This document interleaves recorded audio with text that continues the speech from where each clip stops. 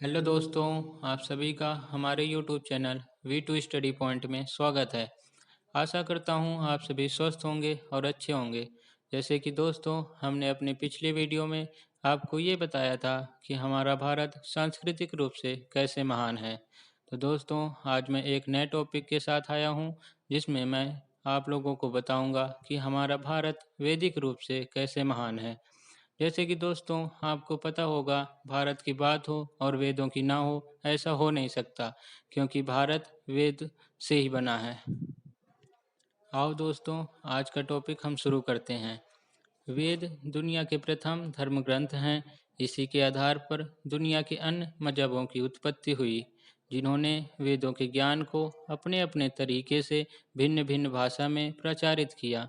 वेद ईश्वर द्वारा ऋषियों को सुनाए गए ज्ञान पर आधारित है, इसीलिए इसे ऋति कहा जाता है।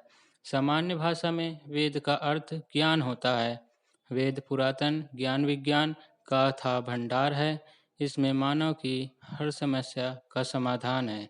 वेदों में ब्रह्मा, देवता, ब्रह्मांड, ज्योतिष, गणित, रसायन, औषधि, प्रकृति, खगोल, भूगोल, धार्मिक नियम, इतिहास, रीति रिवाज आदि लगभग विषयों से संबंधित ज्ञान भरा पड़ा है।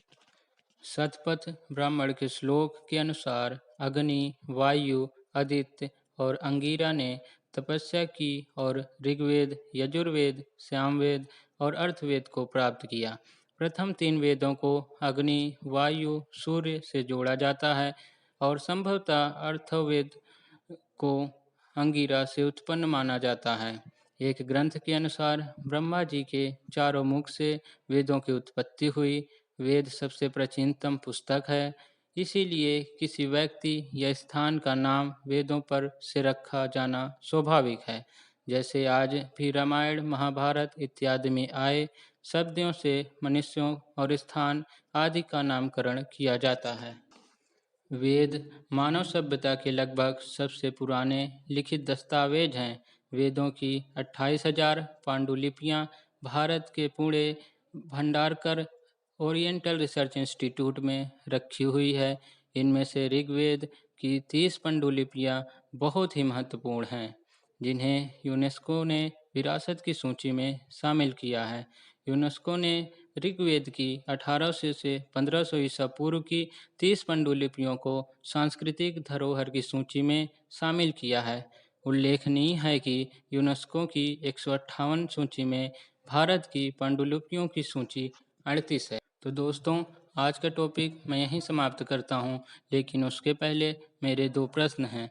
पहला प्रश्न है, गायत्री मंत्र का उल्लेख कौन से वेद में है? और दूसरा प्रश्न है, किस वेद को भारतीय संगीत का जनक कहा जाता है?